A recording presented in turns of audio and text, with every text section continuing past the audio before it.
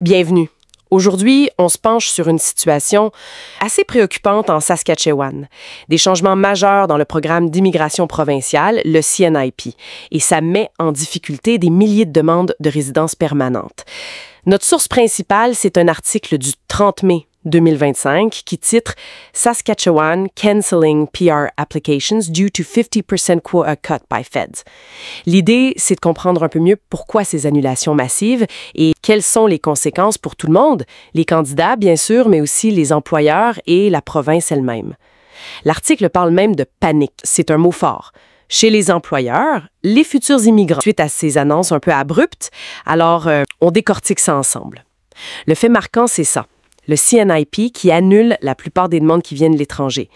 Qu'est-ce qui explique ça? La cause directe, c'est une décision du gouvernement fédéral d'Ottawa. Ils ont réduit de moitié, de 50%, les quotas pour les programmes des candidats des provinces, les fameux PCP pour 2025. C'est vraiment une coupe drastique. La moitié? C'est énorme! Mais il n'y a pas que ça, d'après ce que j'ai lu, hein? Non, exactement. Et c'est peut-être là le point le plus important. Il y a une nouvelle exigence fédérale qui s'ajoute. Désormais, 75% des personnes qui sont choisies par les provinces via ces PCP doivent déjà être au Canada comme résidents temporaires. Oui, d'accord. Ça change complètement la donne. La priorité va à ceux qui sont déjà sur place. Et cette double peine, on peut dire, moins de place et la priorité aux résidents temporaires, ça frappe fort la Saskatchewan, j'imagine? Très fort, oui. Leur quota provincial pour 2025 tombe à 3625 nominations.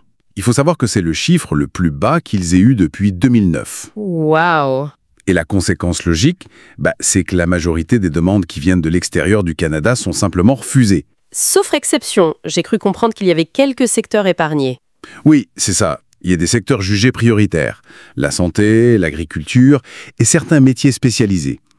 Pour eux, la porte reste ouverte aux candidatures de l'étranger. Mais pour d'autres secteurs importants comme l'hébergement, la restauration, le commerce de détail ou même le camionnage, c'est beaucoup plus compliqué. D'ailleurs, pour ces secteurs-là, il y avait un plafond interne de 25% des nominations. Et il est déjà atteint pour 2025 en Saskatchewan. Donc c'est complet. L'article mentionne les avis de refus. Ils disent clairement que c'est à cause des coupes fédérales et de cette fameuse règle des 75%. On cite aussi Rajdeep Singh de Pax Immigration qui parle de confusion, d'inquiétude. Les employeurs, les candidats, ils cherchent des réponses. C'est le flou, quoi. Oui, c'est compréhensible. Et si on prend un peu d'auteur, pourquoi le fédéral fait ça? L'article rapporte les arguments d'Ottawa. On parle de pression au niveau national sur le logement, les infrastructures, les services sociaux. L'idée affichée, c'est de viser une croissance démographique plus durable et bien gérée. Gérer le flux, en quelque sorte. Voilà, et il y a aussi une volonté, semble-t-il, d'inciter les provinces à utiliser leurs quotas PCP pour les besoins les plus urgents du marché du travail. Typiquement, la santé, la construction, tout en limitant l'arrivée de nouvelles personnes qui solliciteraient immédiatement les services publics. Et la Saskatchewan, officiellement, comment ils réagissent? Le ministre provincial de l'immigration, Jim Reid, il a exprimé sa déception, d'après l'article, face à la décision d'Ottawa, mais en même temps, il défend les ajustements faits au CNP. Il dit que c'est une façon d'utiliser au mieux ce quota réduit, en ciblant vraiment les besoins prioritaires de l'économie de la Saskatchewan. Bon, c'est clair que ça laisse beaucoup de gens sur le carreau. Concrètement, alors, si on est à l'étranger et qu'on visait un secteur non prioritaire, quelles options restent? C'est difficile. Pour ceux qui sont hors Canada, la voie est plus étroite, c'est sûr. Il faut vraiment viser un emploi dans les secteurs qui restent ouverts. Bétail, santé, agriculture, métiers spécialisés. Par contre, pour ceux qui sont déjà au Canada avec un statut temporaire, cette règle des 75%, ça peut être une opportunité, paradoxalement. Oui, s'ils travaillent déjà dans un secteur clé, leur statut de résident temporaire devient un avantage pour postuler via le CNP. D'accord. Et puis, il y a toujours d'autres programmes d'immigration, j'imagine. On n'est pas bloqué uniquement sur le CNP. Non, heureusement.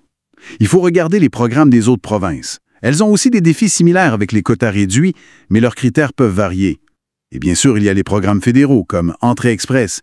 C'est le système principal basé sur les points pour les travailleurs qualifiés au Canada. Et l'article souligne bien que la Saskatchewan n'est pas seule dans ce cas. D'autres provinces, l'Alberta, la Colombie-Britannique, elles aussi doivent s'adapter. Tout à fait. Ça montre une tendance plus large, en fait. Pas seulement au Canada, mais globalement. Une tendance vers une immigration peut-être plus sélective, plus axée sur des compétences précises, moins en volume qu'avant peut-être.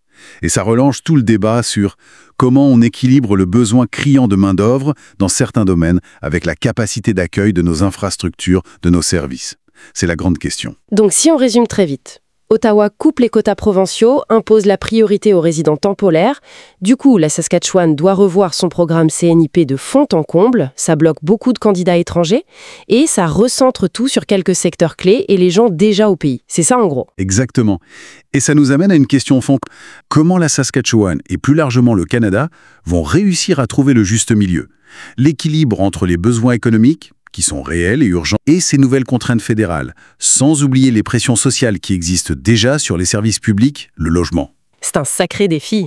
Et une dernière pensée, peut-être pour ouvrir la réflexion. Quand on ajuste comme ça les programmes d'immigration économique provinciaux, au-delà de l'impact immédiat sur le marché du travail, qu'est-ce que ça pourrait changer, à terme, pour le visage même de provinces comme la Saskatchewan? Des provinces dont le dynamisme ces dernières années dépendait quand même beaucoup de ces arrivées via les PCP.